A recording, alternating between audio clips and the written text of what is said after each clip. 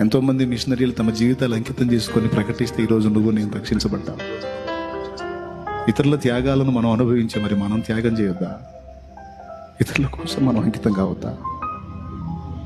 ప్రభు నిన్ను స్పష్టంగా పిలుస్తున్నాడని నీకు తెలుసు. ప్రభు నీతో మాట్లాడుతున్నాడని నీకు తెలుసు. దేవుని పని చేయాలని నీకు తెలుసు. దేవుని కార్యాలు నెరవేర్చాలని నీకు తెలుసు. అందుకోసం నువ్వు పిలువబడ్డావని నీకు తెలుసు. అందుకోసం నువ్వు ట్రైనింగ్ చేయబడ్డావని నీకు తెలుసు. అందుకోసం అనేక సార్లు దేవుడు నిన్ను దర్శించాడని నీకు తెలుసు. అనేక రీతుల నీతో మాట్లాడాడని నీకు తెలుసు. ఇంకెంతకాలం గుడ్డితనంలో కూర్చుంటావు? ఎంతకాలం బాధ్యత లేని క్రైస్తవుడుగా ఉంటావు?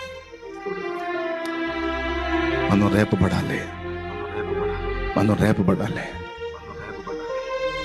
మనలో కొంతమంది పరిచర్యకు రావాలి, కొంతమంది మిషనరీలుగా సేవకు రావాలి, ఉపవాస ప్రార్థనకు ప్రతిష్ఠించుకోవాలి. మనం ఇతరులను ప్రభావితం చేసే వాళ్ళంగా తయారు కావాలి.